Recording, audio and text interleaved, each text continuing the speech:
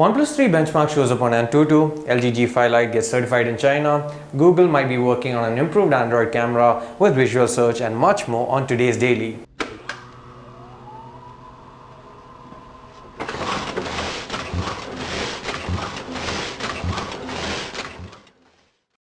This is day 86 of 2016 and you're watching FoneArena Daily, your everyday fix of technology news.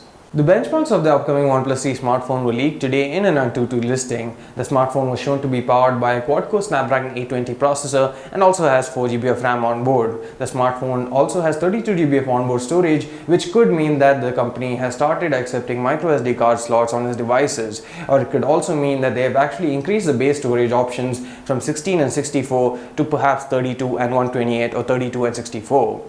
The smartphone also will have an 8MP camera up front along with 16MP camera at the back, and will also have an Adreno 530 GPU as well as Android 6.0 Marshmallow out of the box. Another rumor surfaced today that suggested that the OnePlus 3 smartphone could be announced as early as April 7th. However, OnePlus took to the stage to announce that they would not be announcing something related to their next smartphone, but instead something related to a service in China itself on April 7th. Earlier on, sources suggested that the LG G5 could come with a different processor in certain countries and regions such as Latin America.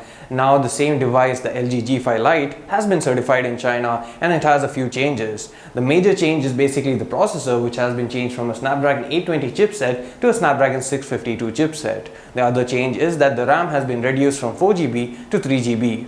The device will also have a 2700 mAh battery, while all the other specifications remain the same. Whether this is a good move or not remains to be seen. Also, it depends on the pricing of the device itself. Google is apparently working on a new Android camera update that will allow users to basically do visual searches. So if you go into a gallery, you can basically select an object by using the outline using a hand, and you can actually search for that particular object or person directly from the photo itself. Now this will also integrate the Google Goggles app, which basically allows users to search for objects or people by using the camera and taking photos with it. Now this is somewhat similar but on a more advanced level, since users can actually search for something even after they've taken the picture, and maybe the picture is a few months old, but they can still search for it as well. Now this has also a translating feature built into it, which basically allows users to translate into 8 different languages, and apparently Google is testing this currently on smartphones as well as wearables.